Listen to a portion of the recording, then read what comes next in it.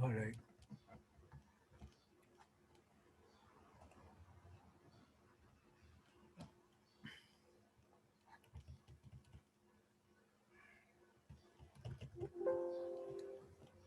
All right. Assalamu alaikum, students. Um, can you hear my voice and look at the slides? They are visible. वालेकुम सलाम जी sir, आपकी आ रही है, जी slide आ वालेकुम रही है सर। सलाम। जी सर, आवाज़ आ रही है, Oh, स्लाइड्स में नज़र आ रही है। okay. Acha. To start with, do you have any questions or some problems with the material we have covered up till now? No sir. Okay. All right. हम आज दो नई चीज़ें सीखेंगे, एक डिकोडर और एक मल्टीप्लेक्सर। ये कॉम्बिनेशनल लॉजिक के दो अच्छी कॉमन यूज़फुल एग्जांपल्स हैं जो बहुत सी जगहों पर हम देखेंगे काम आएगी हमें। कॉम्बिनेशनल सर्किट की डिज़ाइनिंग में these two modules are very major modules in building of the circuits. Okay. तो उसको हम अपनी मेन स्कीम ऑफ थिंग्स से टाई अप भी करेंगे, उससे लिंक करके एक्सटेंड भी करेंगे। और अब पहले हम चीज़ें बेसिक कॉन्टेक्स्ट से समझ रहे थे कि मिनिमम चीज़ को बना लें और चलाएं। अब हम उसको बिगर पिक्चर में देखेंगे, टोटल स्ट्रक्चर में देखेंगे, ऑप्शंस को एक्सप्लोर करेंगे कि क्या एक से ज़्यादा तरीके हैं एचडीएल में इन सर्किट्स को डिस्क्राइब करने के जो डिफरेंट सिचुएशन में कन्वीनियंट होते हैं। और हमारा जो ये टेस्ट यूनिट है इसको भी एक ज़्यादा प्रिसाइज तरीके से इसके मामलात को समझेंगे। ठीक, तो अब हमारे वही कॉन्सेप्ट जो हमने बेसिक में बिल्ड किए हैं उनको हम एक्सटेंड ग्रेजुअली करना चाहते हैं। ये हमारा प्रोग्राम है। अच्छा, एक तो जो इस सिलसिले में चीज़ मैं डिस्कस करना चाहता हूँ या आप लोगों को बताना चाहता हूँ वो ये है कि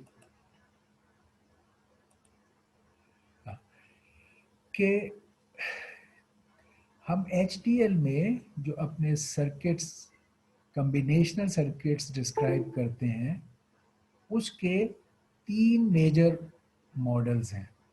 तीन मेजर मॉडल्स, एक है structural way of saying things, उसमें मिनिमम यूनिट जो है वो गेट लेवल मॉडलिंग है। अगर हमें किसी चीज़ को स्ट्रक्चरली बताना हो जिसमें गेट्स या प्रिमिटिव्स या मॉड्यूल्स को कनेक्ट करने का मामला हम करते हैं तो हम कहते हैं ये हम कोडिंग कर रहे हैं एचडीएल में by using the structure level description. Structure level description, structure level description में क्या है कि आप एक सर्किट जिसमें गेट्स कनेक्टेड है, जिसमें आप gates are primitives, system built primitives. अच्छा, इसी तरह आप प्रिमिटिव खुद भी बना सकते हो, यूजर डिफाइंड प्रिमिटिव। जैसे हमने कहा यूजर डिफाइंड प्रिमिटिव भी बन सकता है। Instead of having just gates which the system has defined, you can make your own small functional units as primitive कि जब आप उसका नाम लो तो उसकी पूरी फंक्शनैलिटी आपके पास आ जाए। और हमने उसको एक अटेम्प्ट करके बनाया भी था ट्रूथ टेबल से, एक यूज़र डिफाइंड प्रिमिटिव को हमने बनाया था, तो वो भी हम यूज़ कर सकते हैं।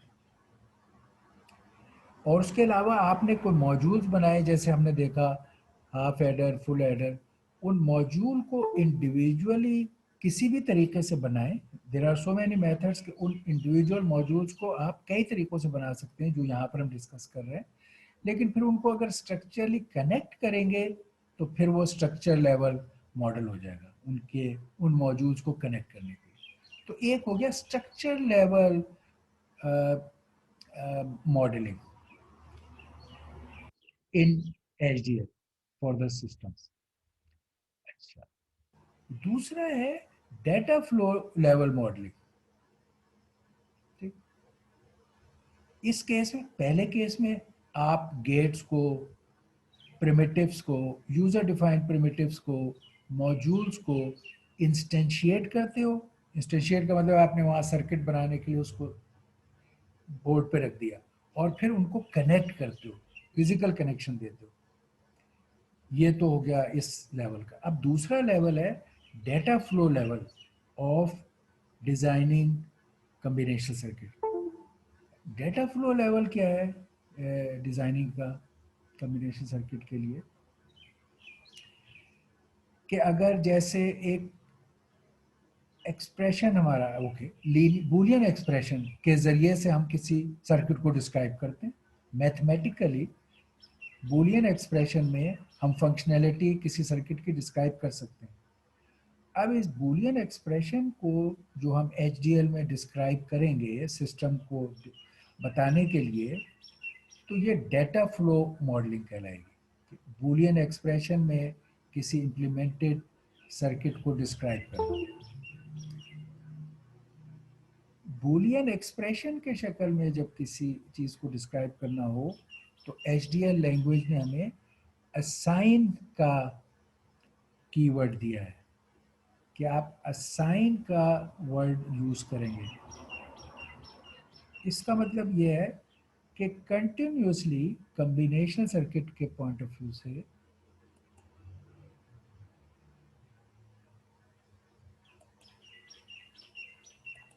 कॉम्बिनेशनल सर्किट में, ये कॉम्बिनेशन सर्किट है, ये अक्सर कॉम्बिनेशन सर्किट का मतलब है कोई गेट्स, प्रिमिटिव्स, मॉड्यूल्स कनेक्टेड हैं, उनका उनको आप कुछ इनपुट्स दे रहे हैं और कुछ आउटपुट्स उससे निकल रही हैं। ठीक है। अच्छा, इनपुट की चीज़ के फंक्शन को आपने एक बूलियन एक्सप्रेशन से शो कर दिया, Y output is function of X, let's say. अच्छा, इसके अंदर बूलियन अम, ये जो सिस्टम्स बनते हैं जब कॉम्बिनेशनल लॉजिक के लिए, तो इनका बिहेवियर ये होता है कि अब ये गेट्स, ये बूलियन एक्सप्रेशन इन गेट्स की वर्किंग को कर रहा है। जैसे ही कोई इनपुट आपकी चेंज होगी, it will immediately travel and output में उसका इम्पैक्ट हो जाएगा। Any input changes, it travels through and immediately the output, except the delay, output will change accordingly. इसमें बूलियन हमारे कॉम्बिनेशन लॉजिक में अनलाइक दैट, जब सीक्वेंशियल लॉजिक आप सीखोगे उसमें तो ये होगा कि there are memory units of flip flop है, और अगर इनपुट चेंज होती है तो आउटपुट इमीडिएटली चेंज नहीं होती, it waits for the clock signal. जब क्लॉक सिग्नल आता है तो इनपुट के इफेक्ट्स आउटपुट पे ट्रांसफर होते हैं। वो सीक्वेंशियल लॉजिक में है। लेकिन कॉम्बिनेशन लॉजिक में as soon as input changes, फॉरन आउटपुट चेंज हो जाती है। तो it is like it is continuously assigning the behaviour of input to the output. जैसे हम, अगर जब हम कहते हैं कि y is equal to some function of ABC, let's say ABC का फंक्शन है जो सर्किट है हमारा। अच्छा, ये ABC आर इनपुट, ठीक, इस फंक्शन में ABC are, as soon as an input ABC will change, the output will change। ये जो चेंज इमीडिएट है जो कन्वेंशनल लॉजिक में होता है, इसको अगर हमें कहना हो तो फिर हम ये असाइन इस वर्ड यूज करेंगे। असाइन विल टेल अस कि ये कॉम्बिनेशन लॉजिक का एक्सप्रेशन है और ये continuously as soon as the input will change the output will change. it will not wait for a clock to transfer the effect of input to the output. अच्छा,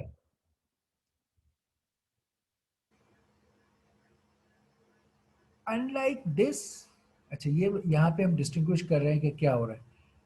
unlike this,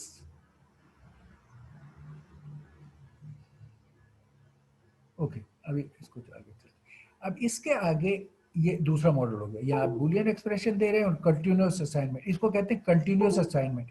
ये word assign के साथ अगर आप y output को depending on input किसी expression से relate कर रहे हैं, और तो ये कंटिन्यूअस असाइनमेंट कहलाती है, असाइन का वर्ड यूज करके।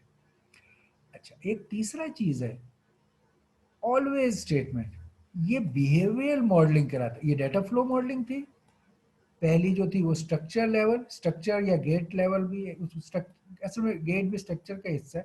पहली है स्ट्रक्चर लेवल, दूसरी है डेटा फ्लो लेवल, तीसरी है behaviour level. Behaviour level is like हमारा वो लेवल जो हम अपनी हायर लेवल लैंग्वेज में जैसे किसी सॉल्यूशन को मेंशन करते हैं, जैसे सी में या ऐसी चीज़ों में, कि जो भी कुछ अचीव करना है उस तरह आप उसको डिस्क्राइब कर देते हैं हाई लेवल पर। इंटरनल लो लेवल डिटेल्स इसमें नहीं देते। ये जो चीज़ें हैं ये like assembly language low level details देते हैं, यहाँ भी काफ़ी हद तक लो मीडियम लेवल डिटेल देते हैं। इसमें हाई लेवल लैंग्वेज की तरह आप कर देते हैं। यानी अगर आपने दो 4 बिट नंबर्स ऐड करने हैं तो आप उन्हें डिफाइन करोगे और आपको a plus B is equal to sum, जैसे एडिड लैंग्वेज में कहते हैं, जो जैसे हाई लेवल लैंग्वेजेस में कहते हैं सी प्लस। ये बिहेवियर मॉडल भी अलाउड करता है हमें। हमारा जो कम्बिनेशन लॉजिक की इसमें एच डी एल वेरीलॉग जो है वो बिहेवियर मॉडल भी इस्तेमाल करता है। बिहेवियर मॉडल में इस्तेमाल होता है वर्ड ऑलवेज। ऑलवेज, ऑलवेज का कीवर्ड इस्तेमाल होता है। ये एट द रेट ऑफ कहते हैं, और फिर इसके अंदर all possible inputs of the circuit, combination logic की ऑल इनपुट्स आर लिस्टेड है। ऑल इनपुट जो जो चेंज हो सकती हैं वो सारी यहाँ लिस्ट कर दी जाती है। इसका क्या मतलब है at the rate of always वाला? अगर इसके अंदर ये फिर बिगिन एंड के दरमियान आप इंस्ट्रक्शन लिखते हैं, बिगिन और एंड के दरमियान कोई अपनी कोड इंस्ट्रक्शन करते हैं, adding of number, subtracting, comparing, जो भी आपके हैं लैंग्वेज के normal language C like things यहाँ पर आप लिख लेते, case statement, for, function, task, वो सारे। अच्छा, इसके अंदर ये मामला है, ये एट द रेट ऑफ से मुराद है कि this is a list of things which can cause the change of the output. जैसे ये मैंने बताया, अगर ये कम्बिनेशन लॉजिक है तो इसके जो सारे ये इनपुट हैं वो आपने यहाँ लिस्ट कर दिए, ये सारे इनपुट।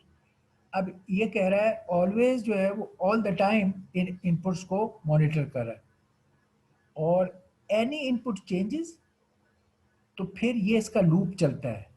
यानी अब ऑलवेज इज लाइक आप समझिए इवेंट ड्रिवन चीज है कि as soon as an input changes this function will run, begin और एंड के दरमियान जो भी कोड है इट विल रन। कब रन करेगा? यानी जब भी कम्बिनेशन, ये अगर कम्बिनेशन लॉजिक थी आपकी और ये सर्किट था, तो आपके लिए बेहतर यही है कि आप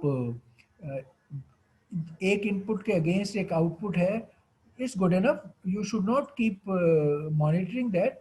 जब भी कभी कोई इनपुट चेंज होगी उस वक्त आपका ये कम्बिनेशन लॉजिक का मॉड्यूल चले और आपके आउटपुट में चेंज लाए। तो ये इसका फायदा ये है कि इवेंट ड्रिवन है, और कम्बिनेशन लॉजिक किसी इनपुट इवेंट पर ट्रिगर होकर और फिर इसका चेंज आउटपुट में शो होता है। अच्छा, इसके अनलाइक दिस अगर हम इससे मिसाल लें तो जो असाइन है ना, वो इन कंटिन्यूसली इनपुट्स को देखकर मॉनिटर कर रहा है और आउटपुट में उसका रिजल्ट कैलकुलेट करके डाल रहा है, मॉनिटर कर रहा है कर। तो जिस तरह हमारे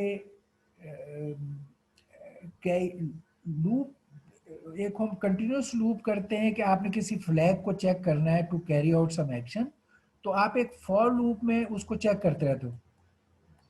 इंस्टेड ऑफ इवेंट ड्रिवन आप उसको लूप में डाल के या पूल करते हो, उसको पूलिंग कहते हैं, कि आप चीज़ों को मुस्तकिल पूलिंग कर रहे हैं, यानी आप कंटिन्यूसली इनपुट को देख रहे हैं कि कोई चेंज हुआ, कोई चेंज हुआ, कोई चेंज हुआ, और उसके मुताबिक आउटपुट को सेट करो।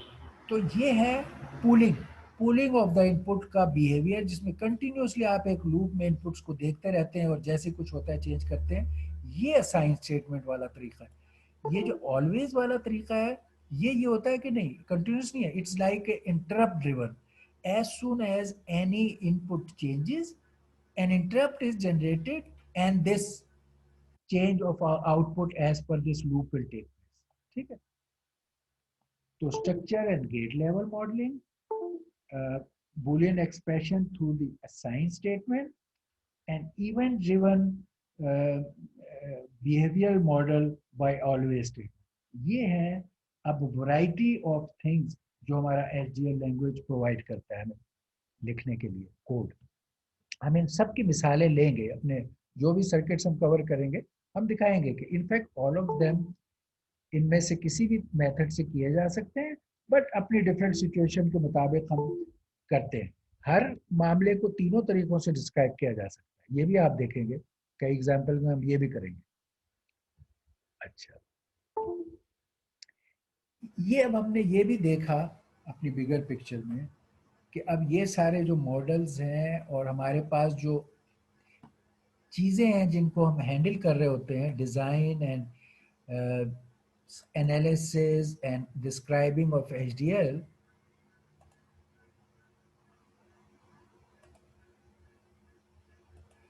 वो ये सारी चीज़ें हैं कि वेरीलॉग मॉडल में जब कॉम्बिनेशनल सर्किट बनाते हैं आप, तो ये सारे इंटरेक्ट करते हैं मामलात आपस में। एक तो हमने देखा कि ये गेट वाले प्रिमिटिव थे, जो बेसिक मॉडल में, गेट के मॉडल में देखा, ये basic built in gate level primitive मौजूद हैं। जो आपकी स्कीमेटिक डायग्राम है उससे आप ये वेरीलॉग मॉडल इसका बना रहे हैं, तो ये प्रिमिटिव स्कीमेटिक डायग्राम और उसकी ये लॉजिक डायग्राम, स्कीमेटिक का मतलब है, ये इसके साथ ये मॉडल बना रहा है। अच्छा, फिर हमने देखा बहुत दफ़ा जब भी हम सर्किट डिज़ाइन कर रहे थे, एनालाइज कर रहे थे, कि ये तीनों चीज़ें आपस में इंटरेक्ट करती हैं। यानी ये हमारी लॉजिक डायग्राम, स्कीमेटिक, उसका बूलियन एक्सप्रेशन, ये आपस में एक दूसरे से इंटररिलेटेड है। इसी तरह truth table with the Boolean expression interrelated है। तो इस तरह इनका आपस में तीनों का एक ताल्लुक हर वक्त हमारा रिलेटेड रहता है जब हम डिज़ाइन कर रहे हैं। बूलियन एक्सप्रेशन को हम ये कंटिन्यूस असाइनमेंट जो मैंने आपको बताई कि इसके मॉडल से हम अपना सर्किट लॉजिक वेरीलॉग मॉडल बनाते हैं। ये बूलियन एक्सप्रेशन से, ये प्रिमिटिव और गेट वाला सर्किट डायग्राम्स या स्कीमेटिक से, और ट्रूथ टेबल को हम as a user defined primitive भी हमने दिखाया था कि ट्रूथ टेबल को आप अपना प्रिमिटिव बनाने में भी इस्तेमाल कर सकते हो।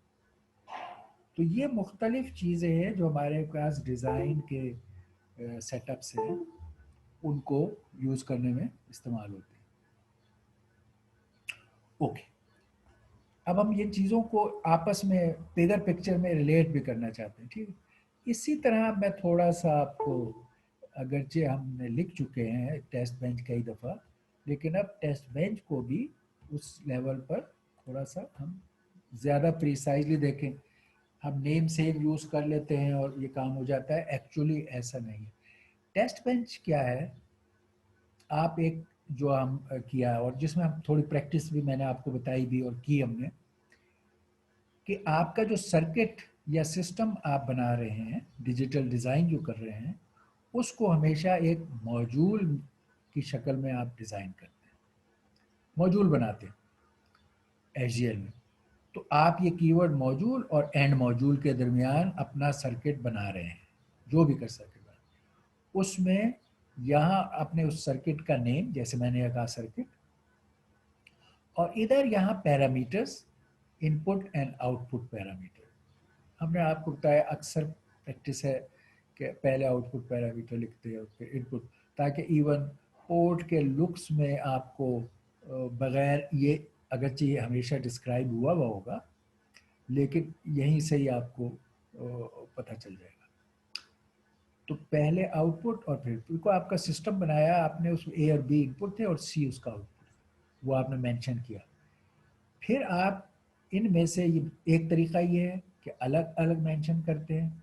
आप कहते हैं कि मेरा ऊपर की पोर्ट में ये पोर्ट हैं, ऊपर के हेडर में जो पोर्ट्स हैं उनमें से ए बी जो है वो इनपुट के हैं और जो सी है वो आउटपुट का है। ये एक तरीका जो क्लासिकल अर्लियर वेरिलॉग थी उसने ये तरीका, अभी तक हमने काफ़ी एग्जांपल्स ये वाले की, मगर अभी पिछला जब हम कर रहे थे तो उसमें हमने ये मॉडल भी देखा कि जो न्यूअर वर्जन है, नेक्स्ट लेवल ऑफ वर्जन, उसमें उन्होंने कहा कि यार इधर हम पैरामीटर्स लिखते हैं और यहाँ उनको डिफाइन करते हैं, वाई नॉट कि जैसे और जगहों पे करते थे कि जब आप पैरामीटर का नाम लिखें वहीं लिख दें कि वो क्या टाइप है। मसलन दूसरे फॉर्मेट में क्या है, यहाँ आप लिखेंगे इनपुट और फिर उसके आगे दो पैरामीटर्स, और इधर इसके पहले ये वर्ड लिखेंगे आउटपुट, और ये यानी इनपुट और आउटपुट का वर्ड इधर ही हेडर में ही लिख देते हैं, इनपुट और उसके आगे सारे इनपुट्स, आउटपुट और उसके आगे सारे आउटपुट। तो ये इसका दूसरा तरीका है डिस्क्राइब करने का। एनीवे, हम ये मॉड्यूल है, इसका नाम सर्किट रखा है, इसकी ये 3 पोर्ट्स हैं उस मॉड्यूल की, उनमें से 2 इनपुट की पोर्ट्स हैं, एक आउटपुट की पोर्ट है। उसके बाद उस मॉड्यूल की जो डिस्क्रिप्शन है वो यहाँ पर हम लिखते हैं। ये डिस्क्रिप्शन जो मैंने आपको अभी बताया कि it can be any one of these 3 ways depending on कि आपको क्या, आपका उस वक्त कंस्ट्रेन है या चॉइस है या अवेलेबल ऑफ रिसोर्सेज हैं, डिपेंडिंग ऑन, आप तमाम सर्किट इन तीनों तरीक़ों से बना सकते हैं जो अभी मैंने आपको बताया, gate level, data flow level और बिहेवियर लेवल। तो कोई भी कोड, ख्वाह वो गेट बेस्ड हो, ख्वाह वो असाइन स्टेटमेंट वाला हो डेटा फ्लो, और ख्वाह वो ऑलवेज स्टेटमेंट्स वाला हो, इवेंट ड्रिवन वर्किंग, वो कोड यहाँ आता है। और एंड मॉड्यूल, ये हमारे तमाम सर्किट्स और उनके 3 मॉडल्स। हर सर्किट को टेस्ट करने के लिए हम एक टेस्ट बेंच बनाते हैं। टेस्ट बेंच में मॉड्यूल, ये भी एक मॉड्यूल है, टेस्ट बेंच भी एक मॉड्यूल है, सिस्टम आपने जो बनाया वो एक मॉड्यूल है और टेस्ट बेंच एक और मॉड्यूल है। इस टेस्ट बेंच के मॉड्यूल का नाम रखना आपकी मर्जी पर है, कोई नाम रख सकते हैं आप। एक प्रैक्टिस जो हमने आपसे भी करवाई और एक कॉमन प्रैक्टिस है कोड को बेहतर फाइलें वाइलों को इंटररिलेट रखने के लिए, कि टेस्ट बेंच के मॉड्यूल का नाम आम तौर पर जो जिस मॉड्यूल के लिए वो टेस्ट बेंच बन रहा है, आप वो नाम और उससे पहले T_, T for test bench, कि ये टेस्ट बेंच के लिए है, T_, और जिस मॉड्यूल के लिए बना रहे हैं वो, ये एक कॉमन प्रैक्टिस है, मस्ट नहीं है, but it's a common way we do it. Test bench के मॉड्यूल में there are no ports given here, या मॉड्यूल में पोर्ट्स होते हैं लिस्टेड और उनकी फिर डायरेक्शन भी बताते हैं, इसमें कोई पोर्ट लिस्टेड नहीं है। अगरचे आपका टेस्ट बेंच भी कुछ आउटपुट्स निकालेगा और कुछ इनपुट्स लेगा, मगर हेडर में वो पोर्ट्स नहीं है। मॉड्यूल की तो पोर्ट्स होती हैं, टेस्ट बेंच की पोर्ट्स नहीं है। टेस्ट बेंच जैसे लोकल वेरिएबल के ज़रिए से आप चीज़ों को इनिशलाइज करते हैं, आउटपुट करते हैं, इनपुट करते हैं, जो भी कुछ करते हैं आप लोकल वेरिएबल से करते हैं, हेडर नहीं है इसमें। अच्छा, लोकल वेरिएबल से क्या है कि टेस्ट बेंच ने जो कुछ आउटपुट करना होता है उसकी रैग डेटा टाइप है, ये डेटा टाइप है हमारी, रैग रजिस्टर वाला रैग डेटा टाइप है। इसमें आप जो कोई वेरिएबल डालेंगे वो लाइक ए रजिस्टर, उसकी वैल्यू लाइक रजिस्टर और मेमोरी ये इस तरह के हैं कि इसमें जो वैल्यू लिख दी वो होल्ड रहेगी टिल द टाइम आप चेंज करें। ठीक है, इसको उस तरह का इसका बिहेवियर। अच्छा, ये जो टीसी हम कह रहे हैं ये वाई टाइप है। अच्छा, वाई टाइप जो है वो ऐसा है जैसे कंटिन्यूस असाइनमेंट पे कि एक चीज़ आप कंटिन्यूस उसे मॉनिटर कर रहे हैं और जो भी स्टेटस है वो आप उसको रजिस्टर कर रहे हैं। ये होल्ड ही हुआ हुआ। टीसी पे जो वैल्यू है ये होल्ड नहीं है, अगरचे यहाँ ये इनपुट के लिए इस्तेमाल हो रही है, मगर ये वायर टाइप इनपुट है, ये होल्ड नहीं करता इस इनपुट को। जो उस वक्त करंट इनपुट है कनेक्टेड वायर से वो ये रीड करेगा। ये इनपुट के लिए है मॉड्यूल के और ये आउटपुट के लिए है। ये हमें हमेशा ये रखना है कि हमारा एक केस क्या होगा।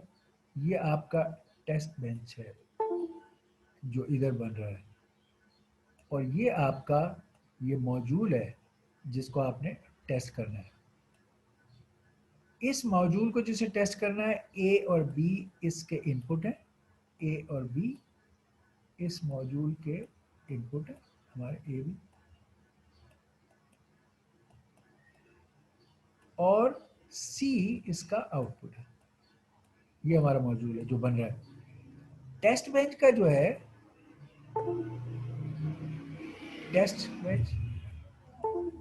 बेंच ये टेस्ट करने के वक्त कुछ अपनी आउटपुट्स जनरेट करेगा और इसकी इनपुट्स पे फीड करेगा और फिर जो कुछ वो सर्किट परफॉर्म करके ये आउटपुट निकालेगा उसको ये मॉनिटर करेगा। ये उसको रीड करेगा। तो इस इधर इसके ये दो आउटपुट हैं, ये दो आउटपुट्स निकालेगा फॉर ए एंड बी। ये आउटपुट्स ए एंड बी से जाके जुड़ जाएंगे। ये इसने नाम यहाँ इसका टेस्ट बेंच का जो आउटपुट का ए के लिए है, लेट से उसका नाम इसने टी अंडरस्कोर ए हमने रखा और यहाँ टी अंडरस्कोर बी हमने कहा। ये टेस्ट बेंच के आउटपुट हैं, ये रैक टाइप हैं, ये फ्लिप फ्लॉप लाइक है कि इन पर आप जो भी कोई चीज डालेंगे वो होल्ड रहेगी, it will be there. Combination circuit में वो इनपुट वहां रहेगी जब तक आप इसको चेंज ना करें, ये इस पे अप्लाई होती रहेगी।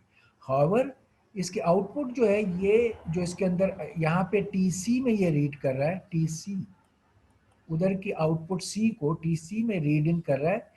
ये वायर टाइप है, इसके ये वायर टाइप है, ये रैक टाइप नहीं है। ये तो रैक टाइप था, रैक ये होल्ड रहती थी value till the time you change it.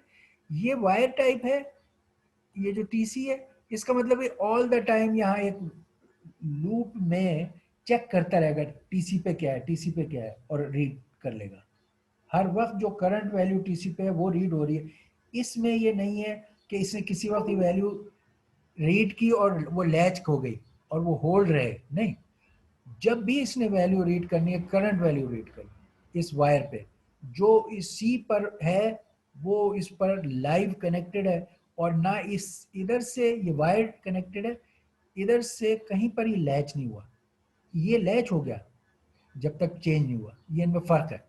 अच्छा, मैंने अब यहाँ पर आपको वो बारीकी दिखा दी और ये इंपॉर्टेंट है कि हम आइंदा इस तरह ही करें। अगरचे जैसे हम कहते हैं वो जब फंक्शन डिफाइन करते हैं तो हम कहते हैं कि फंक्शन के पोर्ट में फॉर्मल पैरामीटर भी हम वही इस्तेमाल कर सकते हैं जो एक्चुअल पैरामीटर है, मगर बेहतर होता है कि उन्हें अपनी उनकी यूनिकनेस रहे। अगरचे ये अलाउड है कि हम यहाँ पर ये कर सकते थे और हमने किया है, बार बार किया है कि हम टेस्ट बेंच की आउटपुट का नाम वही रख देते जो आपके सिस्टम के इनपुट का नाम है। ये आउटपुट उस इनपुट में जानी है तो हम टेस्ट बेंच के आउटपुट का नाम भी ये वाला रख देते। ये एक अलग चीज है, ये अलग चीज है।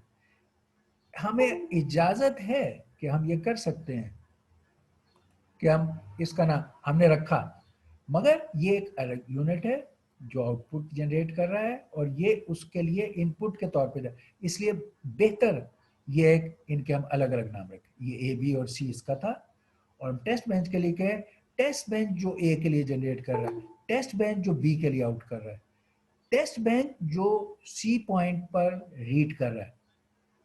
तो हम अब देखिए यहाँ आउटपुट के लिए रेड TATB, इनपुट के लिए वायर TC। ये है असल राइट वे।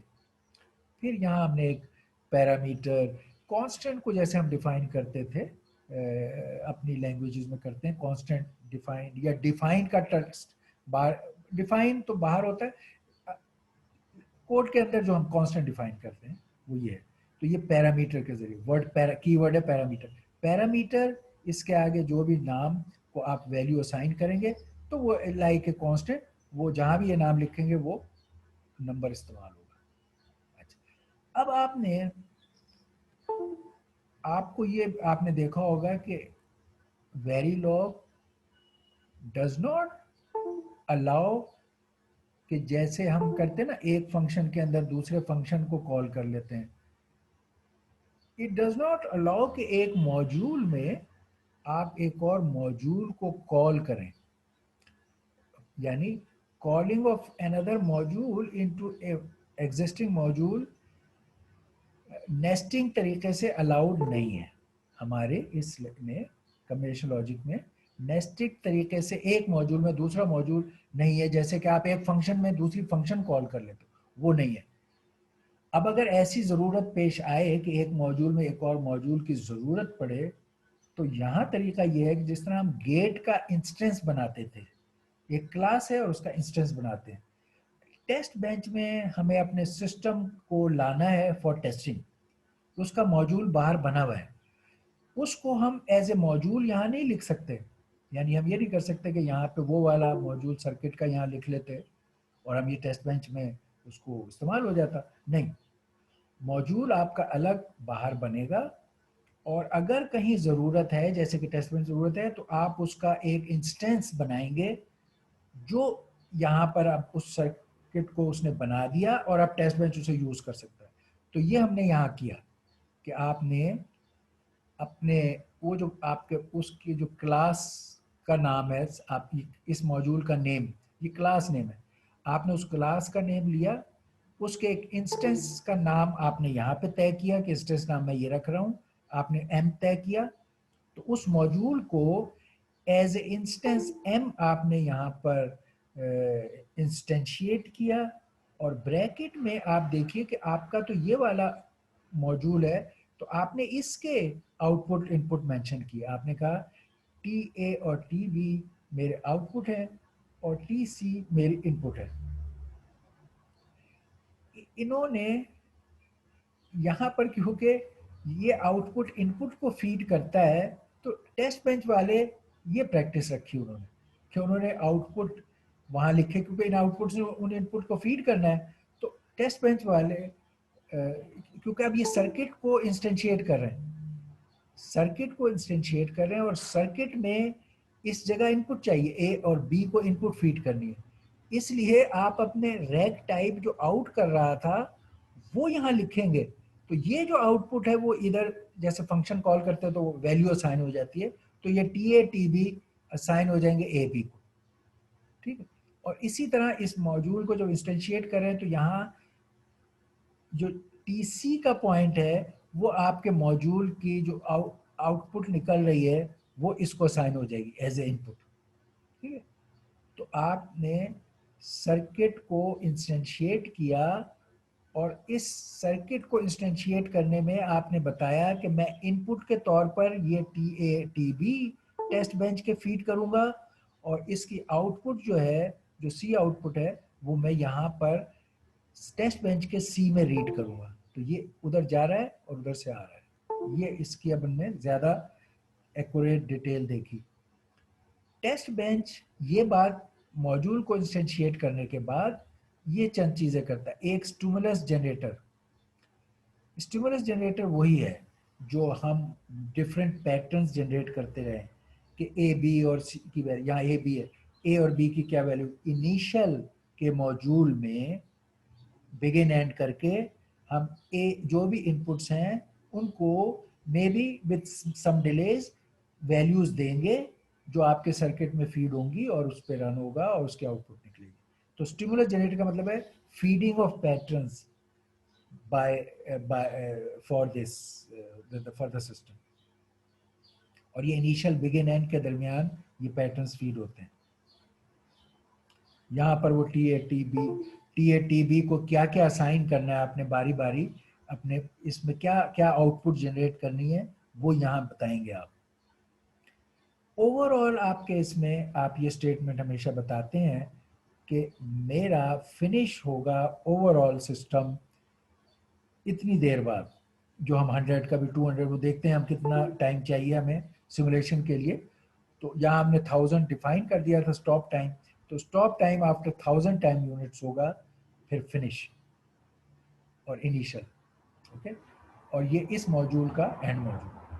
तो stimulus, total time, instantiation of module, इसमें जो आउटपुट्स हैं रैग वाली वो उसका इनपुट बनेगी और मॉड्यूल के वो इनपुट की जगह लिखे जाएंगे, और इसका जो इनपुट है वो मॉड्यूल के आउटपुट की जगह लिखा जाएगा। ये पैटर्न हमें कायम रखनी होगी, तभी ये लिंक बनेगा। अच्छा, तो इसका मतलब है कि ये जो टेस्ट मॉड्यूल बनाया है हमने, ये इसका स्टाइल ये कि module name, test module name के साथ टेस्ट या टी लिख दें, ये इसका नाम हो गया। और फिर यहाँ पर हमारी चीज़ें हैं, हम डिक्लेयर करते हैं locally rag and wire identifier जो हमने ऊपर किए। फिर हम इंस्टेंशिएट करते हैं डिजाइंड मॉड्यूल, जो उसको हम टेस्ट कर रहे हैं उसको इंस्टेंशिएट करते हैं।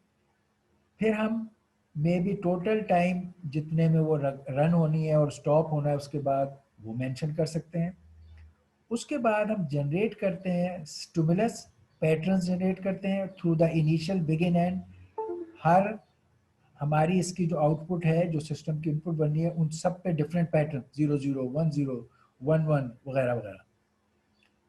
इसमें इनिशियल भी यूज होता है और ऑलवेज भी यूज होता है। अभी हमने इनिशियल से इसको यूज कर रहे हैं, किसी स्टेज पे हो सकता है आपको ऑलवेज से भी इसको यूज करके दिखाएं।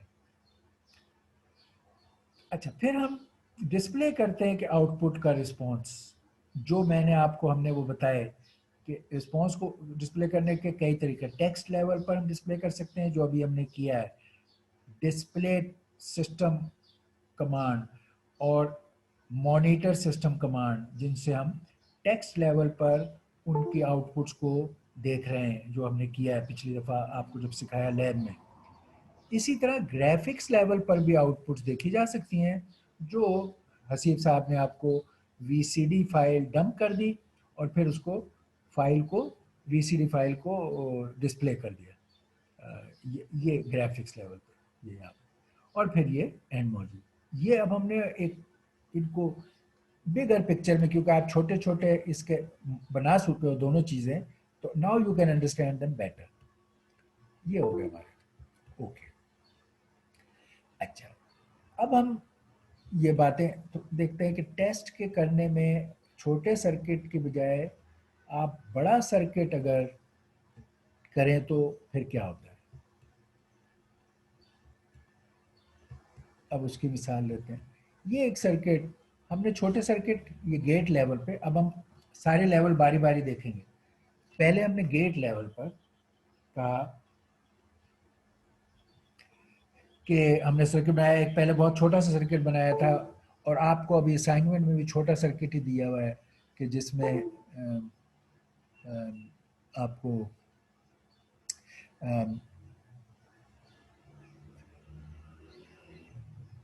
एक्सक्लूसिव और को आपके प्रोजेक्ट में किस तरह डिस्क्राइब करना है गेट लेवल पे और किस तरह उसको टेस्ट करना है, ये है हमारे पास। इसमें गेट लेवल पर हमने अभी तक अक्सर में एंड और गेट इस्तेमाल किए हैं एंड नॉट, लेकिन इनके स्टॉक में जो बिल्ट इन प्रिमिटिव्स हैं वेरी।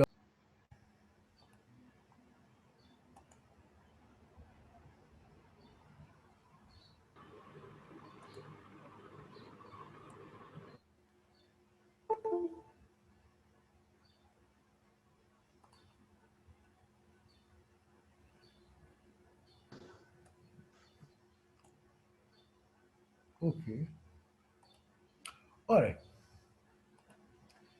तो इसमें हमारे पास हमने अभी तक एंड और एंड नॉट इस्तेमाल किए, बट जो बिल्ट इन प्रिमिटिव है they are much more, like NAND भी बिल्ट इन है, नॉर भी बिल्ट इन है, एक्सॉर भी, जैसे भी आपको हाफ एडर में अगर जरूरत पड़ती है और आप एक्सॉर चाहते हैं, एक्सॉर भी बिल्ट इन है, एक्स नॉर भी बिल्ट इन है। इसके अलावा बफर के प्रिमिटिव्स भी हैं। बफर यानी एक इन्वर्टर जो इन्वर्ट नहीं करता लेकिन बफर कर रहा है इनपुट और आउटपुट के दरमियान करंट वाइज। ठीक,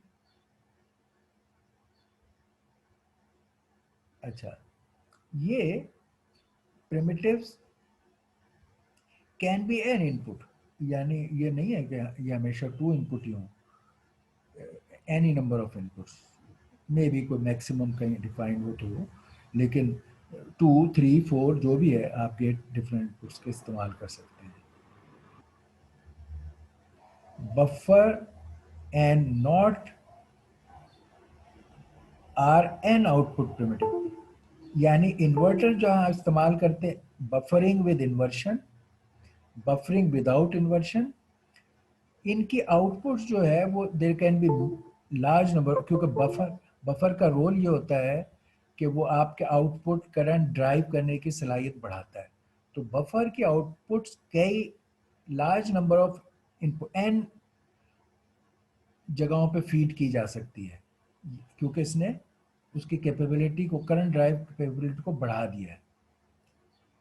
अब अगर हम ये चीज़ देखते हैं तो इसमें एक एडिड चीज़ ये भी है जो मैंने आपको बताया था कि ये जो सारे इनपुट आउटपुट पैरामीटर अभी तक हम सिंगल वेरिएबल के डिस्क्राइब कर रहे थे, मैंने एडर में ये छोटा क्विकली मेंशन किया था। अब आपने इसको एक्सटेंसिवली यूज़ करना है तो इसके आप रूल्स भी समझ लीजिए कि हमारे ये इनपुट आउटपुट पोर्ट्स को हम सिंगल के बजाय लाइक अरे भी कर सकते हैं, जिस तरह और लैंग्वेज में अरे होता है इसमें भी अरे होता है। अगर देर आर मैनी आउटपुट्स किसी चीज़ की और वो सिमिलर नेचर की हैं, जैसे सम का 0th bit, 1 bit, 2 bit, 4, 3 bit, 8 bit sum है, तो आप हर एक को इंडिविजुअल सम 0, सम 1, सम 2 लिखने की बजाय आप चाहते हैं मैं इसको एज ए अरे लिखूं, और ये हर जगह होता है, हर लैंग्वेज में। वेरीलॉग भी अलाउ करती है इस बात को। वेरीलॉग सी से इस मामले में थोड़ा डिफर करती है। पहली बात ये कि ये वाला काम अरे का आप इनपुट वेरिएबल पे भी कर सकते हो, आउटपुट वाले पे भी। ये आउटपुट का है, ये वायर का है, ठीक है। इसी तरह इनपुट, तो कोई भी आउटपुट, इनपुट, वायर, किसी भी टाइप के डाटा पर आप अरे इस्तेमाल कर सकते हो, ठीक। सिर्फ फर्क क्या है दूसरी लैंग्वेजेस में, जिससे आप जानते हो सी में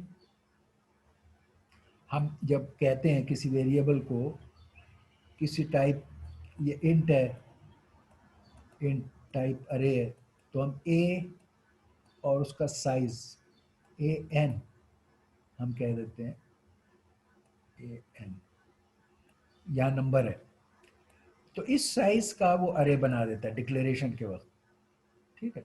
और पॉइंट करने के लिए हम ए आई, जो भी वैल्यू है ए आई के जरिए से पॉइंट करते हैं। ये तरीका है वहां पर।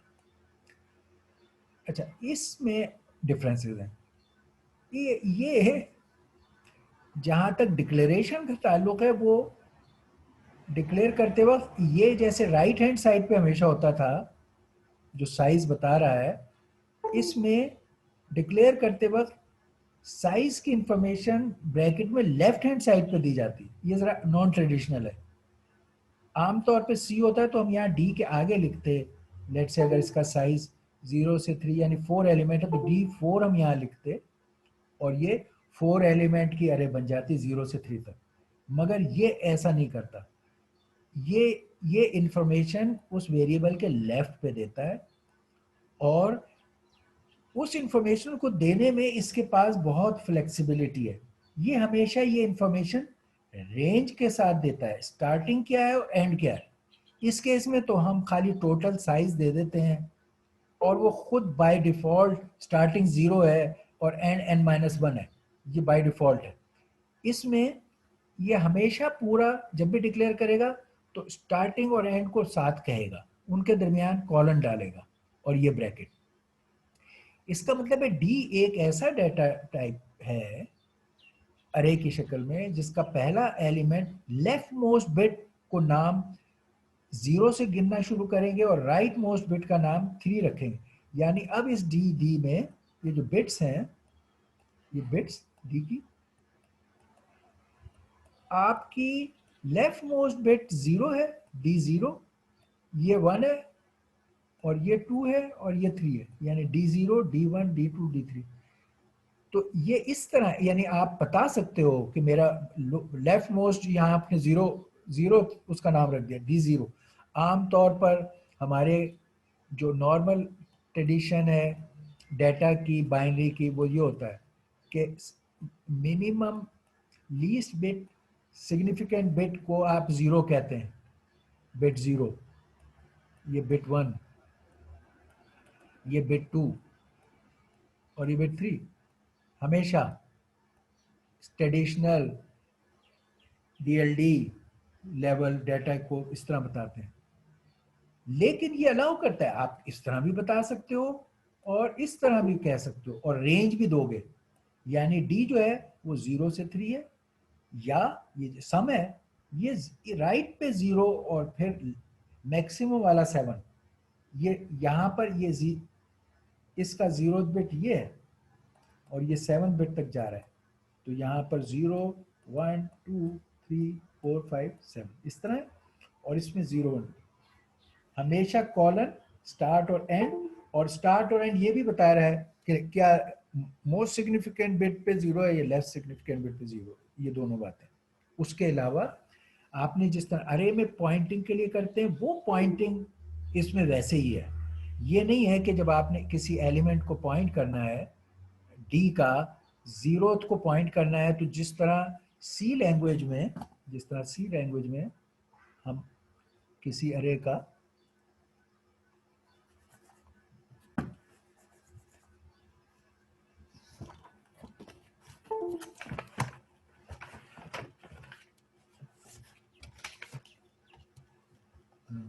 सी लैंग्वेज में किसी अरे का, जैसे ये डी है तो डी को पॉइंट करने के लिए ith एलिमेंट को पॉइंट करने के लिए सी DI कहेगा, ठीक है।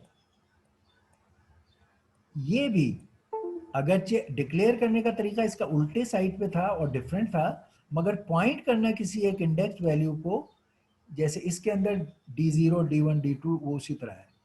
पहला D0 पॉइंट करेगा, ये D1 को पॉइंट करेगा। अच्छा, ये आपकी जरूर बात है कि इसमें पॉइंट करने के लिए इंडेक्सिंग उसी तरह बयान की जाती है जैसे सी में की जाती है, मगर वो कौन सी बिट है वो इस बात पे डिपेंड कर रहा है कि आपने डिक्लेयर कैसे किया है। जैसे कि अगर डी इस तरह डिक्लेयर किया है तो D0 का मतलब है आप इस बिट को पॉइंट कर रहे हैं, और अगर आपने इस तरह उसको डिस्क्राइब करते 0, 2, 3 यूं करके डी को डिस्क्राइब करते तो D0 का मायना होता है आप इस बिट को पॉइंट कर रहे हैं। तो आपने ये फ्लेक्सिबिलिटी रखते हुए, लेकिन पॉइंट करने के लिए इंडेक्स इसमें भी राइट को ही लिखते हैं, ये लेफ्ट को नहीं लिखते। ये एक वक्त में एक से ज्यादा बिट्स को सब एक ग्रुप ऑफ बिट्स को सिलेक्ट करके यूज करने का चॉइस भी देता है।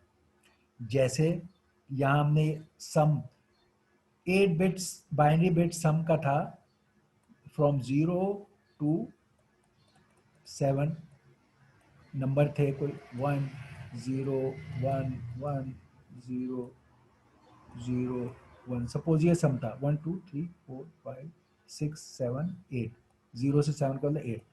अच्छा, ये 0 से 7 तक थे। हम किसी वक्त इसका कोई सब स्ट्रिंग सिलेक्ट करना चाहें, बिट्स का सब स्ट्रिंग, तो वो भी अलाउ है। हम कह सकते हैं सम का बिट 0 to 2, और नॉट इवन स्टार्टिंग फ्रॉम 0, सम का बिट 3 to 5, सम का विद बिट 8 to 12। ये बहुत ज़बरदस्त फ्लेक्सिबिलिटी है और ये हमें हार्डवेयर वाले में ज़्यादा ज़रूरी है, इसलिए इन्होंने ये प्रोविज़न दी है।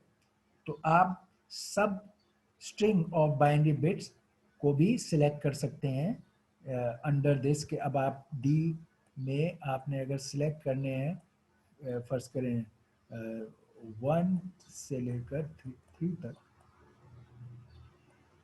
1 से 3 तक, तो आप सिलेक्ट कर। अब ये जो सबस्ट्रिंग आप सिलेक्ट करेंगे ये राइट पर ही लिखा जाएगा। पॉइंटिंग टू अरे का राइट पर ही लिखा जाता है, इंडिविजुअल को या सबस्ट्रिंग को।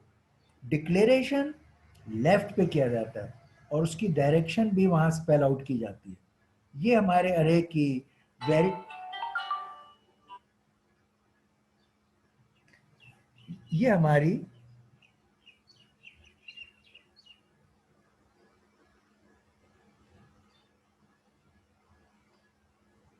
Okay, you can hear me?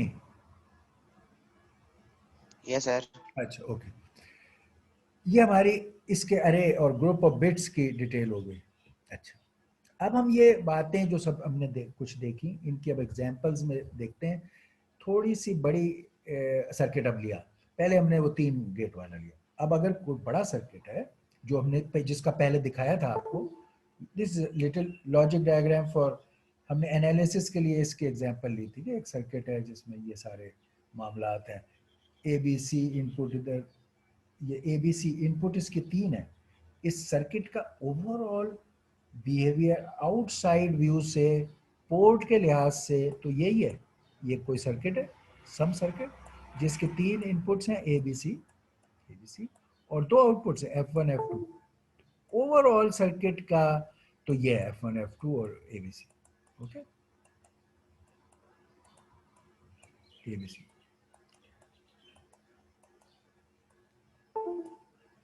ये सर्किट।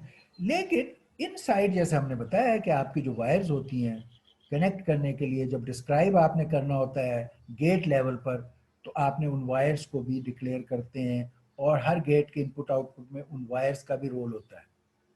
ठीक है, तो वो हमने एडिशनल इसमें किया हुआ है। अब इस सर्किट को डिस्क्राइब भी हम करेंगे, टेस्ट भी करेंगे, और ये कुछ चीज़ें जो हमने अभी बात की है उसको ज़रा देखेंगे कि बड़े लेवल पर है तो क्या।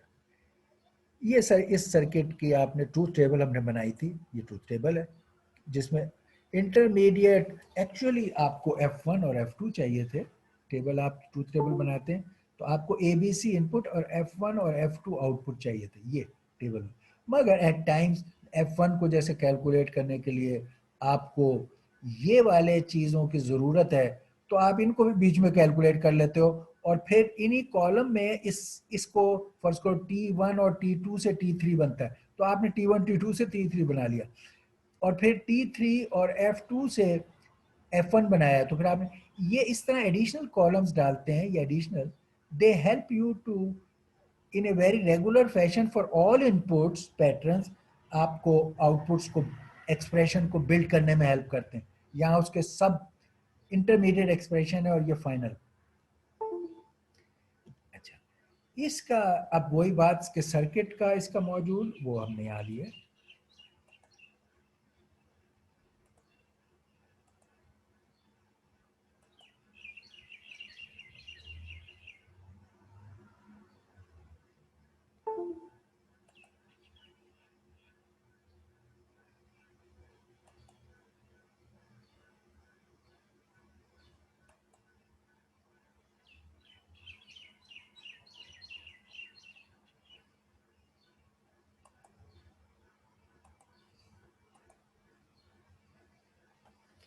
Okay, all right.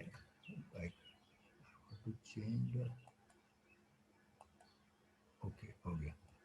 अच्छा, अब हमने इसका वो कोड लिखा, गेट लेवल डिस्क्रिप्शन। हमने चूज किया कि ये जो सर्किट है जो दिखाया है इसके हमने स्ट्रक्चर लेवल या गेट लेवल डिस्क्रिप्शन करनी है। तो वो आपने लिया मॉड्यूल सर्किट, जो भी सर्किट फिगर 2 कह दिया, उसके ये इनपुट आउटपुट लिस्ट कर दिए, ये बता दिया कि ABC इनपुट है, F1 F2 आउटपुट है, ये फर्स्ट मॉडल के थे। उसके इन बिटवीन जो सारे वायर्स हैं जो हैं वो सारे यहाँ बताए wires, T1 T2 T3 F2, ये F2B E1 E2, ये सारे वो वायर्स जो उनके इंटरमीडिएट वाले थे वो यहाँ आपको बताना ज़रूरी होंगे। ये इस क्योंकि यहाँ फंक्शन का नाम आपने T1 रखा था, तो ये वायर का नाम ही आपने रख दिया T1 कि भाई ये इसको एज ए वायर ये नेम इस्तेमाल हो जाएगा, T2 ये इस्तेमाल हो, T3 ये F2 डैश, ये F2, ठीक है। तो फिर ये T3, तो ये सारे, हाँ ये F2 इसका नाम हो गया, ठीक, ये सारे आपने यहाँ बना दिए। Okay, alright. फिर आप देख रहे हो कि अब it is much bigger, no problem, there is no restriction. आपने वो तमाम और एंड गेट्स और नॉट एंड और उन सब के नंबर वहाँ डाले, इंस्टेंस के नंबर G1 G2, ताकि आपको आसानी रहे उसको आइडेंटिफाई करने के लिए। और हर एक के केस में, जैसे पिछला जो पहला जो गेट है और गेट है, उसका नाम G1 रखा आपने, ABC इनपुट और T1 आउटपुट, ये और gate, ABC input T1 output. इसी तरह G2 ABC input T2 output, ये एंड गेट है। और इसी तरह ये सारे आगे के तमाम सर्किट के गेट्स बिगर साइज में चीज थी, हमने मेंशन कर दी, नो प्रॉब्लम। अब इसका टेस्ट बेंच, टेस्ट सर्किट, यहाँ पर हम वो अरे को इस्तेमाल कर रहे हैं। हमारे इसमें हमने जो टेस्ट बेंच ने जो आउटपुट्स जनरेट करनी थी, ABC के लिए 3 आउटपुट्स, अब हमने वो दिखाया कि test circuit is a different thing. इसके नाम जैसे हमने रखा था TA, TB, TC, इसी तरह आप इसका कोई भी नाम रख सकते थे। इसने अपनी जो आउटपुट्स फीड करनी है उसका नाम रख दिया D, an array of D with 3 elements array. D array with 3 elements is reg type. This is the output of test bench which will be fed to ABC.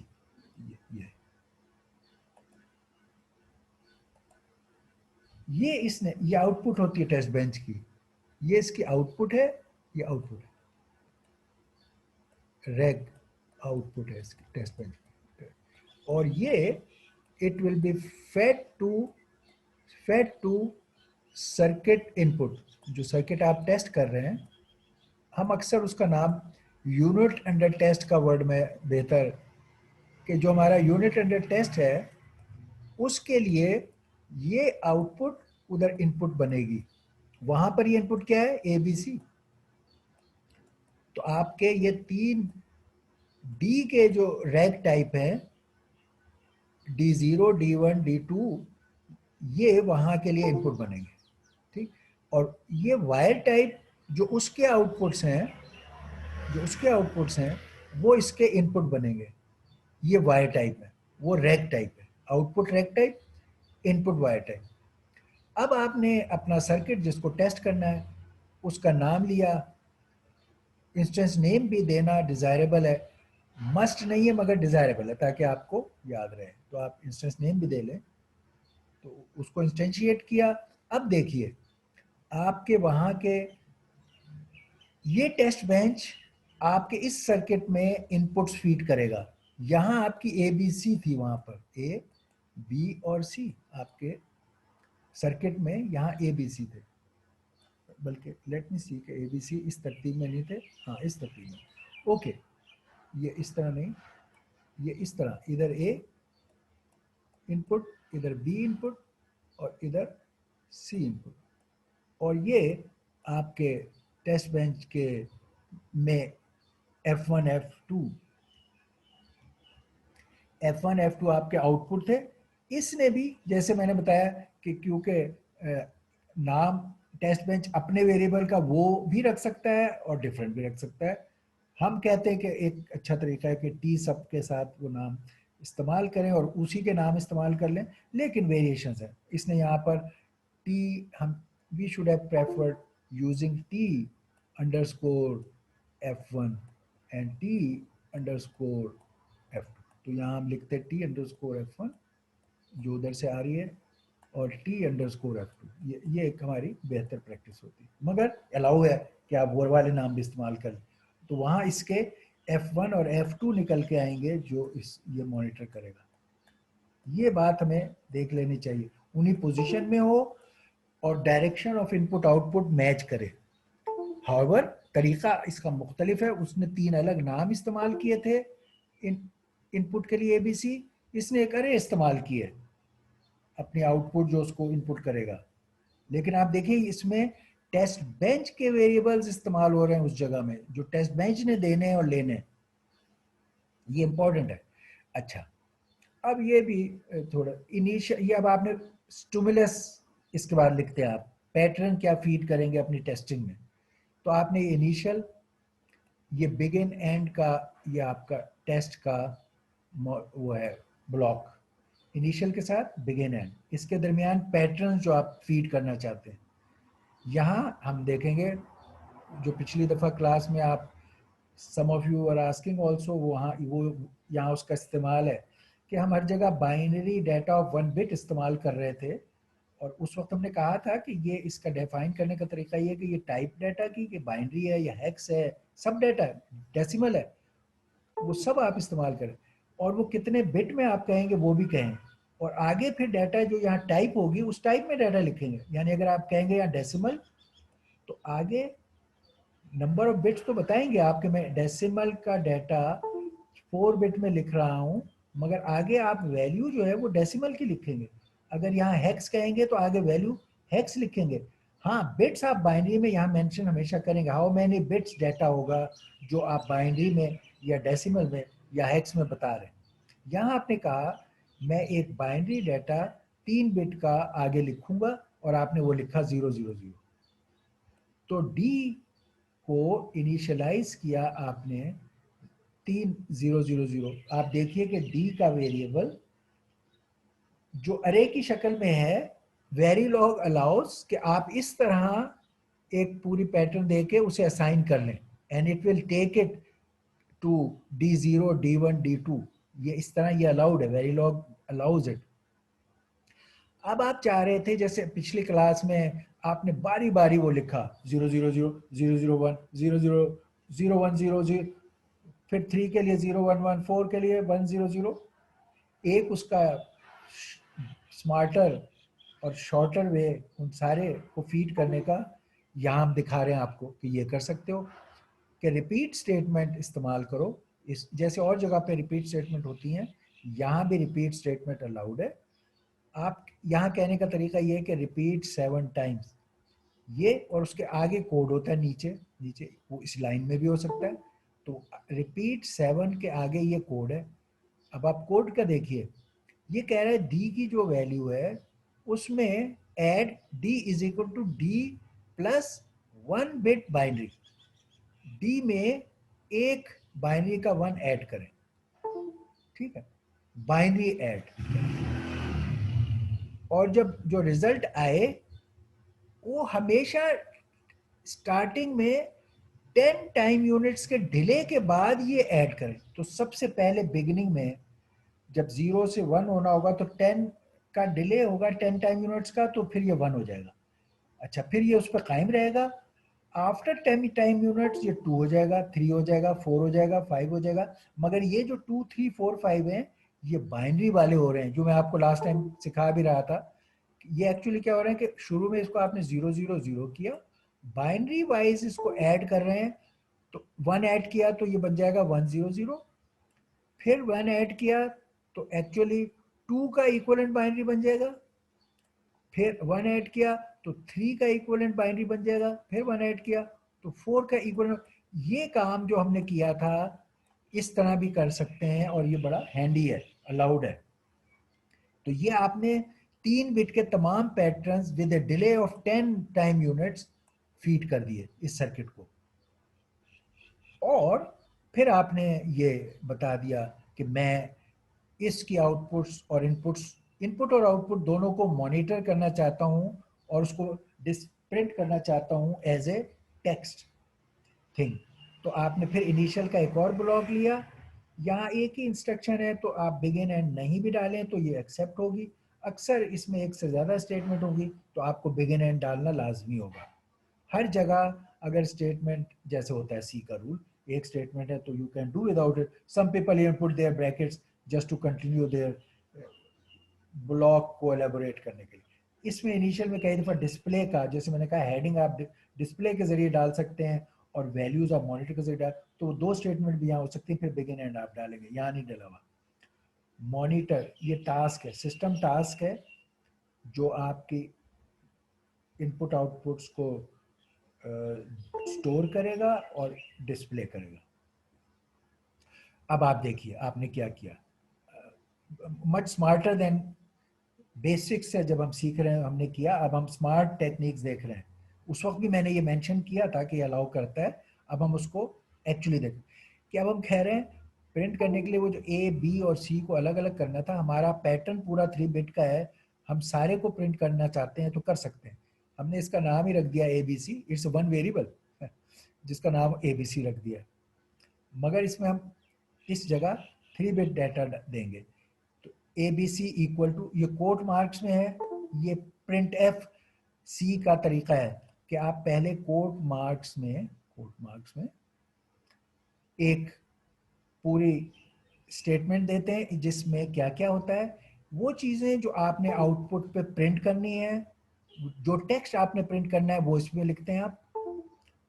और उस टेक्स्ट में जिस जगह किसी वेरिएबल की वैल्यू आपने डालनी है, प्रोग्राम ने जो वेरिएबल्स कैलकुलेट किए हुए हैं, जिस भी वेरिएबल की वैल्यू डालनी है, उस वेरिएबल्स को आप यहाँ आपने लिस्ट किया हुआ होता है कि मैंने डी की वैल्यू को भी प्रिंट करना है, वेरिएबल डी, वेरिएबल f1 भी प्रिंट करना है, वेरिएबल f2. ये आपका प्रोग्राम है कि मैं ये 3 चीजें प्रिंट करना चाहता हूँ. आपने ये चीजें प्रिंट करने के लिए इधर जो नाम देने हैं वो आपकी मर्जी है. आप बिल्कुल नाम ना दें, आप कोई और रीडेबल नेम दे लें. आपने यहाँ तय किया कि मैंने डी वेरिएबल को प्रिंट करने के लिए नाम ABC देना है, क्योंकि ये इनपुट के ABC थे और इस प्रोग्राम का ये डी है, तो वेरिएबल तो वही इस्तेमाल होगा जो उस प्रोग्राम में है, मगर मैंने इनपुट के नाम इसका प्रिंट करते हुए वो लिखना है. तो आपने ये टेक्स्ट जो लिखनी है वो दी, उसके आगे आपने पहला जो यहाँ वेरिएबल है उसको किस फॉर्मेट में प्रिंट करना है. ये जो परसेंट मार्क होता है ये शो करता है कि आप फॉर्मेट बता रहे हो बाइनरी में.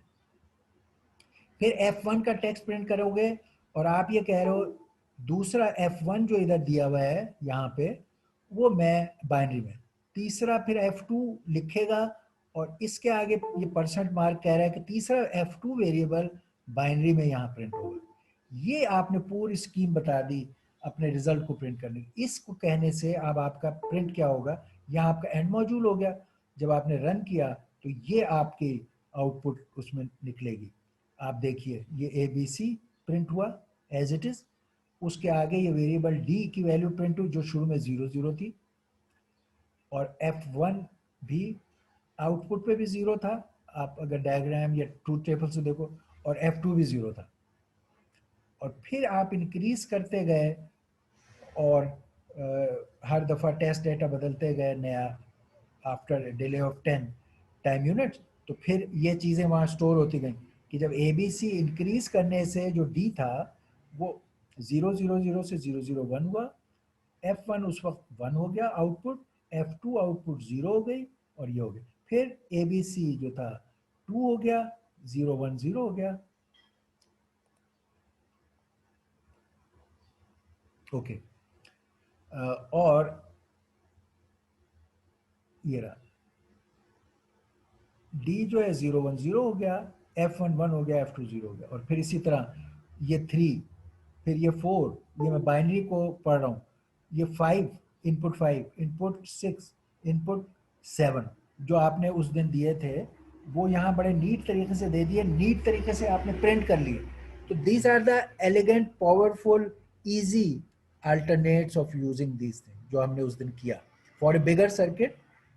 और ज़्यादा इनपुट्स और ज़्यादा आउटपुट्स हैं तो फिर ये वाली टेक्निक्स आपके लिए हैंडी होंगी. ओके चलिए, ये हमने बड़े लेवल पे स्ट्रक्चर्ड HDL की डिस्क्रिप्शन को देखा. ठीक, अब हम अपने स्पेसिफिक वाले कि अब हम डिकोडर हमने ये आप कर चुके हो। इसमें अगर आपको कोई क्वेश्चन है, इसमें हमने यही सब कुछ इस्तेमाल किया है। पहले हाफ एडर को गेट लेवल पे डिस्क्राइब किया है, फिर दो हाफ एडर को स्ट्रक्चर डायग्राम, यही वाली स्ट्रक्चर डायग्राम जिसमें तारे हैं और गेट मेंशन करके हाफ एडर ये दो आपने इंस्टेंशिएट किए, उन्हें तारों से जोड़ा, कुछ एडिशनल चीज़ें गेट से जोड़ी, और ये आपने फुल एडर बना लिया। ये स्ट्रक्चर्ड है, दो इंस्टेंशिएटेड हाफ एडर एंड गेट, उनका कनेक्टिविटी। फिर आपने कहा कि मैं इस फुल एडर को 4 बिट बनाना चाहता हूं, तो ये 4 बिट बनाने के लिए आपने यहां हमने ये जो मैंने आपको बताया कि ये सम, आपने सम ये 4 बिट 0 to 3, ये अब आपको उस रूल के तहत है। कैरी आउट आउटपुट, ये जो पैरामीटर हैं उसमें आपने ए बी और सी 0 इनपुट हैं और सम और C4 आउटपुट है। यहाँ sum is a vector from 0 to 3, C4 is a output simple, A B दोनों 4 बिट इनपुट्स हैं तो 0 to 3, और C0 स्केलर इनपुट है तो सिंपल। ये हमने पुराने तरीके से भी बताया और नए तरीके से भी बताया कि आप लिख सकते हो यहाँ पर बजाय आउटपुट बाहर लिखो, output sum 0 to 3, output C4, input A 0 to 3 and B, A and B दोनों 0 to 3, और इनपुट C0। इस तरह ये नए टेक्निक में आप मेंशन कर सकते हो।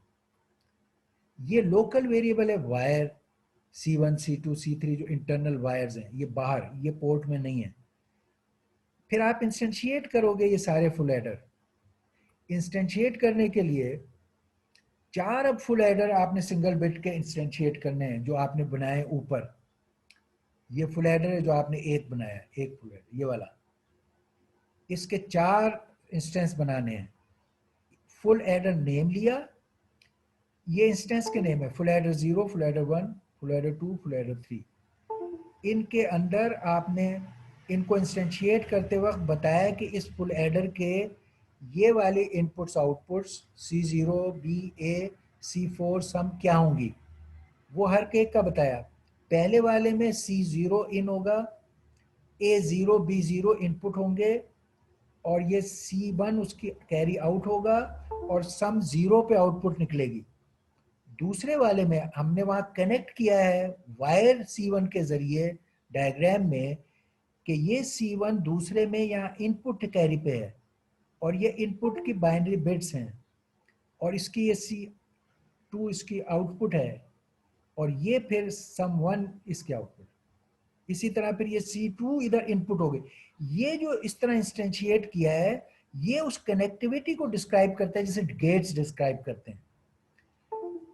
अगर किसी एक चीज के मल्टीपल इंस्टेंसेस बना रहे हैं तो हमारी मर्जी है कि हमारे के साथ लिख दें फुल एडर और FA1, फुल एडर और FA2, फुल एडर और FA3, हम ये कर सकते हैं।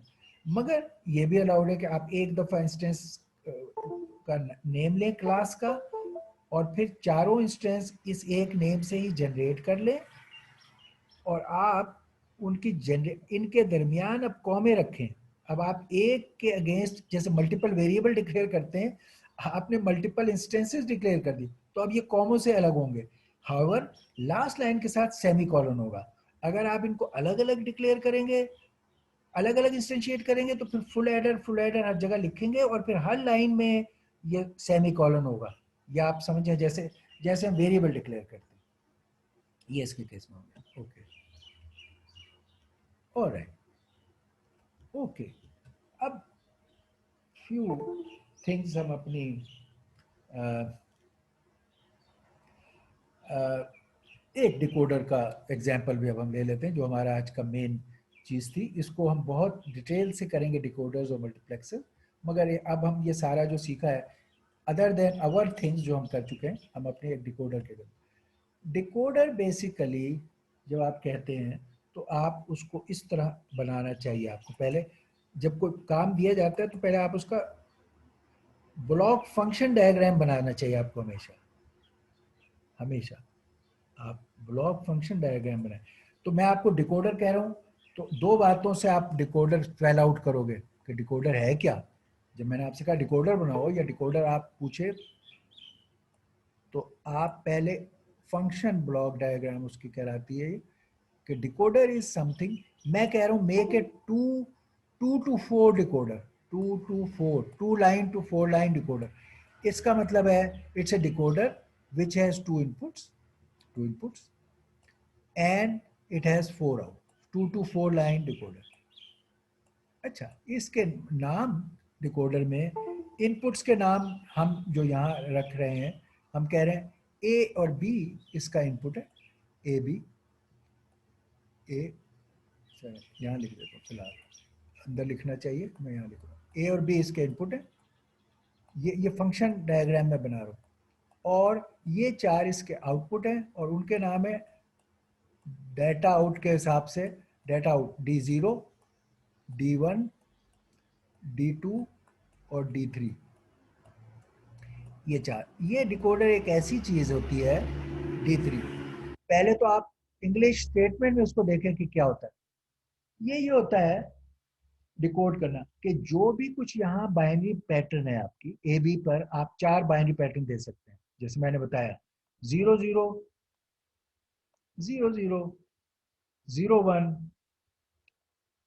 1 0 और 1। ये 4 पैटर्न्स इनपुट पर ए बी के फीड किए जा सकते। डिकोडर का काम ये है कि ये डिकोड करे कि कौन सा पैटर्न 0 0 वाला है तो इसको एक्टिवेट कर दे, अगर 0 1 वाला है तो इसको एक्टिवेट कर दे, अगर 1 0 वाला है तो इसको एक्टिवेट कर दे, अगर 1 1 वाला है। हर इनपुट की पैटर्न को एक यूनिक लाइन पर डिकोड करके एक्टिवेट करना इज द डिकोडर। ये तो पहले इसकी डिस्क्रिप्शन हो गई आपके डिकोडर की। ये पहले डिस्क्रिप्शन करने के बाद आप हमेशा ट्रूथ टेबल बनाएं। इसकी इसकी फंक्शनैलिटी को डिस्क्राइब करने के लिए क्या होगा, ये काम करने के लिए ट्रूथ टेबल क्या होगा, ये होगा कि आप ए और बी पे अगर 0 0 दें तो D0 का एक्टिव लेवल हो। यहाँ पर उसने एक्टिव लेवल 0 लिया है क्योंकि नैंड गेट लगाए। सपोज आप यहाँ नैंड गेट ना लगाते तो यहाँ एक्टिव लेवल 1 होता है, यानी इस जगह 1 होता, बाकी सारे 0 होते। सही है, ये आपके चॉइस पर था। मगर हम कह रहे हैं अभी एक्टिव लेवल D0 पे है, क्या D0 एक्टिव है, बाकी सारे 1 है। जब ये 0 1 है तो ये एक्टिव है और बाकी सारे इनएक्टिव हैं। जब ये 2 है तो ये एक्टिव है, बाकी सारे इनएक्टिव हैं। जब ये 3 है तो ये यहाँ ये एक्टिव होना चाहिए, यहाँ ये एक्टिव है और बाकी सारे इनएक्टिव है। ये है डिकोडर, ये उसका ट्रूथ टेबल। इसी ट्रूथ टेबल में आप डिकोडर के ये भी ऐड कर सकते हो कि एक एनेबल की लॉजिक। एनेबल की लॉजिक क्या है कि ये सारे फंक्शन अगर अनेबल हो तो ये सारे फंक्शन हो, ये अनेबल का, ये भी एक्टिव लेवल, अनेबल का एक्टिव लेवल भी 0 है। आपका चॉइस होता है कि आप किस लेवल को एक्टिव लेवल रखना चाहते हो। यहाँ हमने तय किया कि अनेबल का मतलब है अगर ये अनेबल लाइन 0 है तो वो अनेबल होगा और ये सारे काम होंगे जो हम चाह रहे हैं।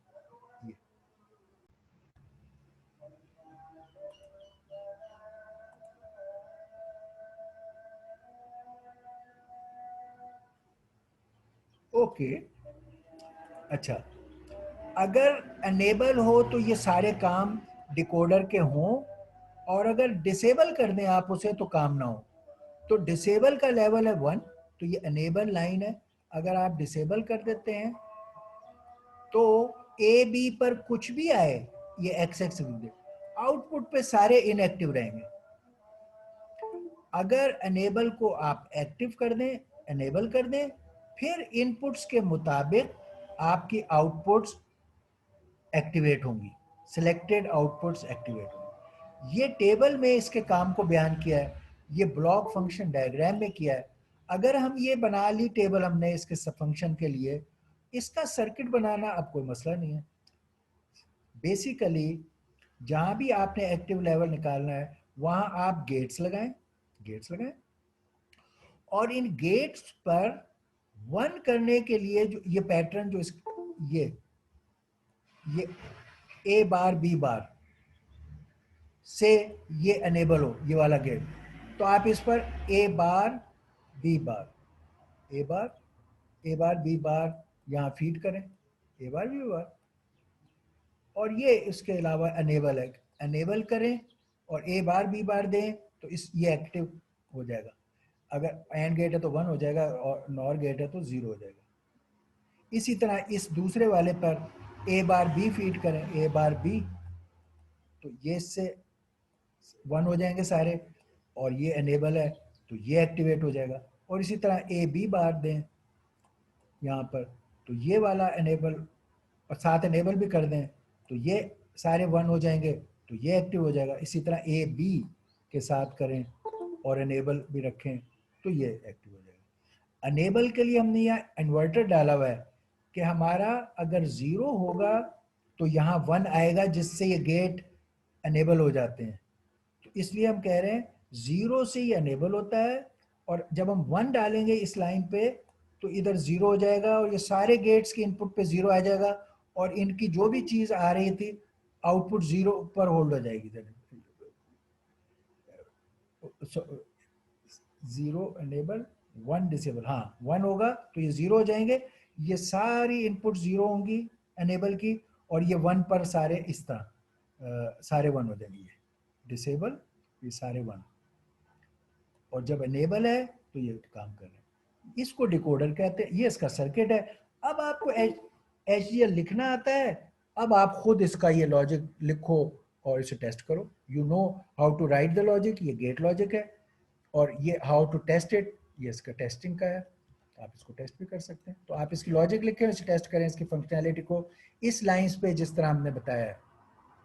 और ये डिकोडर बड़े भी हो सकते हैं, छोटे भी हो सकते हैं, और डिफरेंट तरीके से इनको दो डिकोडर्स को ज्वाइन करके बड़ा भी किया जा सकता है। तो ये सारी चीज़ें अब आप कर सकते हैं, ये हमने आपको पहले सिखा दी हैं एडर सबट्रैक्टर में, तो you can do that. Okay, all right, any question?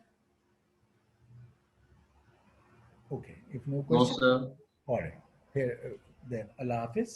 See you. Allah Hafiz, sir. Thank you so much, sir. Welcome.